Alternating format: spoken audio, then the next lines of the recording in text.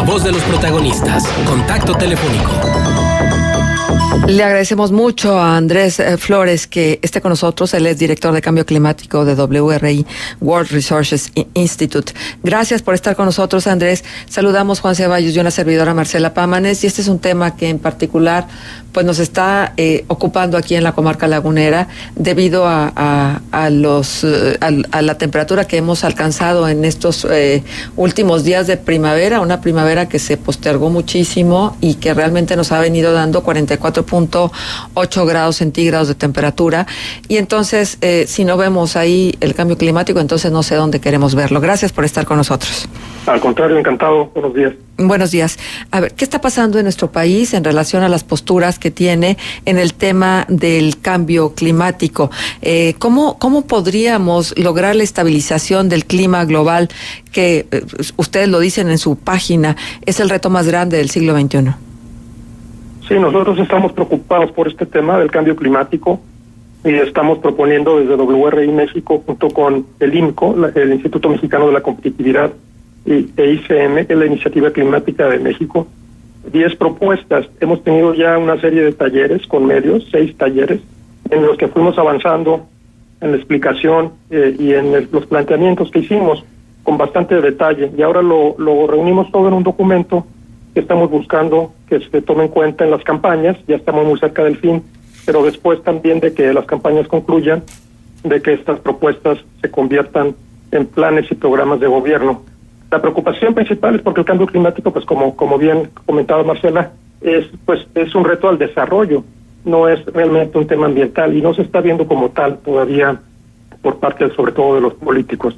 Estamos viendo que el cambio climático está afectando pues todos los sectores productivos, básicamente de la economía, y a la sociedad también. Está teniendo impactos en salud, en ecosistemas, y todo eso tendría que tomarse en cuenta. Uh-huh. La postura de Donald Trump en relación al cambio climático pudiera permear, por ejemplo, en los candidatos y en las propuestas de los diferentes partidos en nuestro país. Pues parece que no está ocurriendo así. En México el tema no es tan contencioso como en otros países, sobre todo en Estados Unidos, porque allá está muy ligado el tema de la respuesta al cambio climático, que requiere muchos cambios tecnológicos. Está muy ligado a sectores económicos tradicionales, digamos, a sectores pues que ya son del pasado, al sector acerero, al sector petrolero, a esos sectores de la economía que tienen mucha fortaleza políticamente en Estados Unidos. En México nadie, creo, entre los candidatos ha negado el cambio climático, por ejemplo, y tampoco están oponiéndose a tener avances tecnológicos para resolverlo. A lo mejor algunos candidatos sí hablan, por ejemplo, de recuperar la industria petrolera, la eléctrica, pero nosotros queremos entender por eso que están hablando de que el sector se vuelva más competitivo, de que no necesariamente de protegerlo como ocurría en el pasado a costa de sacrificar otras tecnologías más eficientes o más avanzadas como las renovables, por ejemplo. Uh-huh. Pero lo mismo con el sector automotriz, que es el transporte es el principal contribuyente a las emisiones de gases de efecto invernadero, que son las que causan el cambio climático globalmente. Exacto. En México tenemos 25% de las emisiones que provienen del sector transporte. Obviamente hay cambios tecnológicos, sino que no creemos que se deba detener la industria en producir coches poco eficientes, muy contaminantes, sino dar el paso a tecnologías más avanzadas, incluso vehículos eléctricos, que es a lo que se está moviendo el mundo. México tendría también que invertir ya en tecnologías y en cambiar su planta para producir este tipo de vehículos y a lo mejor con eso beneficiarse económicamente. Uh-huh. Este es un poco también el mensaje que queremos dar, que dar respuesta al cambio climático no necesariamente implica costos más altos. En muchos casos nos va a traer ahorros e incluso nos va a poner en una condición de competitividad mayor como país, y eso creo que es lo que el gobierno, entre el legislativo, los gobiernos estatales, municipales, deberían tomar en cuenta a la hora de plantear respuestas. Ajá. La movilidad alternativa, el dejar de lado que el coche, el carro, sea el motor del cual a través viaja todas las personas y viaja el progreso, ¿no? Porque tal pareciera que hemos estado haciendo pues un símil inapropiado, inadecuado, ¿no? A más carros, más progreso, cuando tendría que ser exactamente al revés, ¿no? Con ciudades más amables, más generosas, con planes municipales de desarrollo, tal vez también más inclusivos en función de las alternativas de movilidad. Sí, exactamente. Eso en WRI lo tenemos bastante estudiado, porque nuestra especialidad en México es movilidad. Y sí, lo que la gente busca no es realmente ser propietaria de un coche, ¿no? Normalmente creo que no es la aspiración de todos, sino es, pues, sobre todo en las grandes ciudades, movernos del punto A al punto B, al trabajo, a la escuela, donde sea que vayamos, pues de la manera más rápida, más cómoda, más segura que tengamos. Si esa manera es transporte público, pues yo creo que estamos todos más cómodos, porque no tenemos que preocuparnos de dónde vamos a estacionar el coche, de manejar, el estrés que ocasiona todo esto. Entonces tendríamos que estar pensando en esas soluciones. Se requiere un cambio, muchas inversiones en primer lugar, pero también pues crear los incentivos para movernos del coche privado, del carro privado al transporte público o otros modos más eficientes. En la Ciudad de México, por ejemplo, la movilidad activa, las bicicletas ahora están teniendo mucho auge, porque la gente ya lo que menos quiere es tener que preocuparse del carro, y también tener que incentivar el transporte público. Obviamente hay que tener alternativas.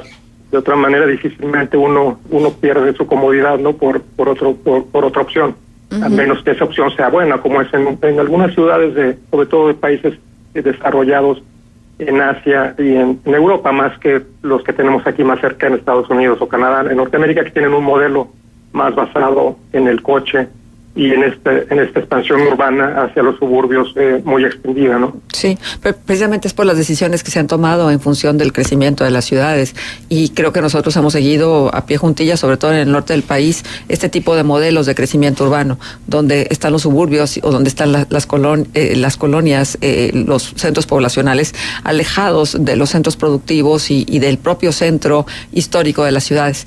Y eso acá nos pasa y nos pasa con mucha claridad. Yo quiero preguntar, Andrés, ¿cómo estamos en México en materia legislativa? Porque creo que el diseño de las políticas públicas y de la legislación siempre es de avanzada. Desgraciadamente, para aterrizarlo al terreno de los hechos es donde a veces fallamos.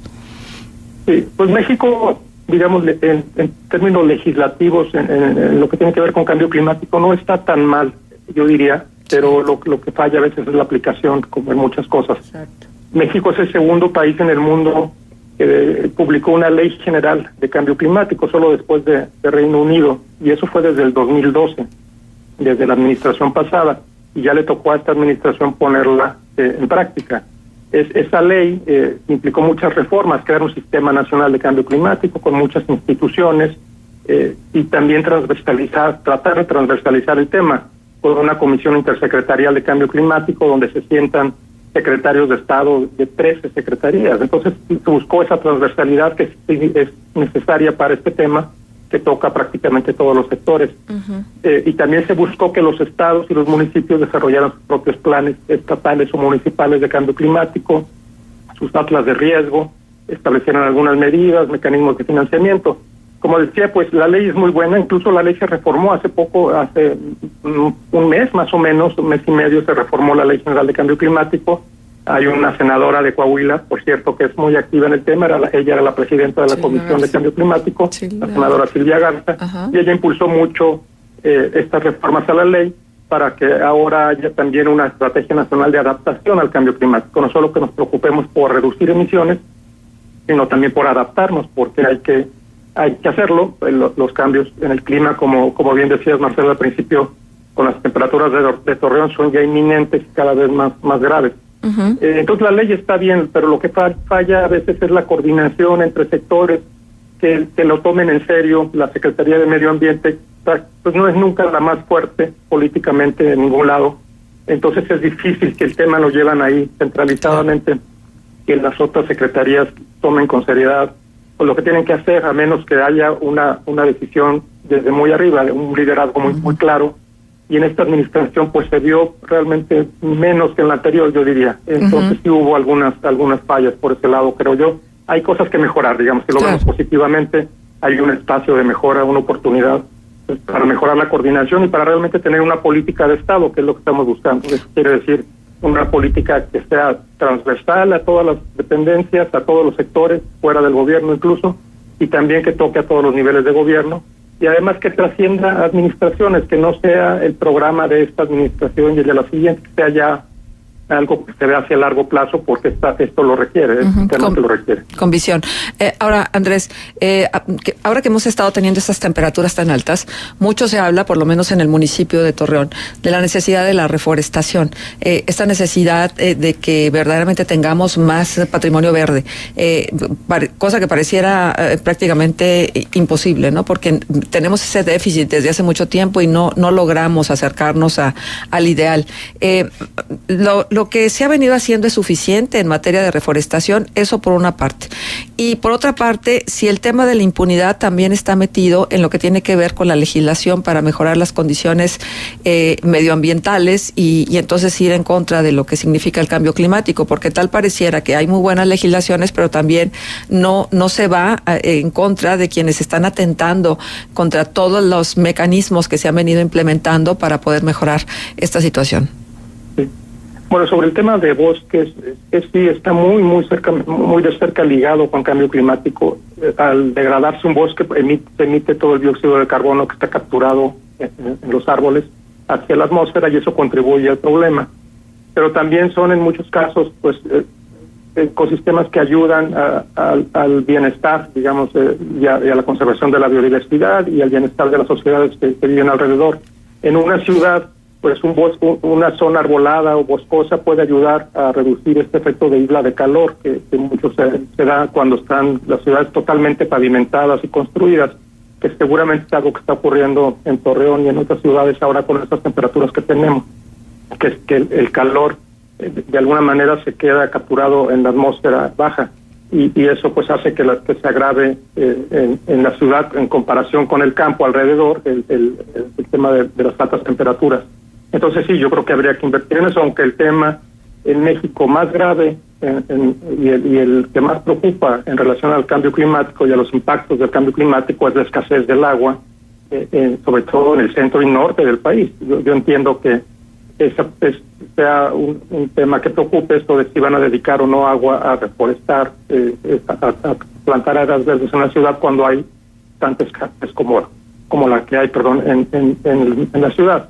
Pues sí, es un tema que habría que considerar cuál es el beneficio, cuál es el costo de esto, pero pues, yo creo que habría que plantearlo con seriedad y hacer los análisis que hagan falta. Seguramente el beneficio será mayor, pero habría que verlo en cada caso, no siempre es igual. Sí. El tema de la impunidad, pues sí, como en todo, yo creo que hoy en el debate seguramente se va a debatir, se va a tratar ese tema, como ha estado saliendo en todos los debates, aunque lo que se va a discutir hoy sean temas de desarrollo social, incluso sustentabilidad ambiental y cambio climático, que está hoy en la agenda del debate presidencial.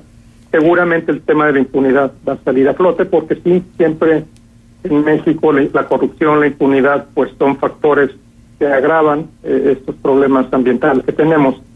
Y hay muchos casos. La Ciudad de México, con el tema de la verificación vehicular, por ejemplo, tuvo que suspenderla por 6 meses por toda la corrupción que había ya en ese tema.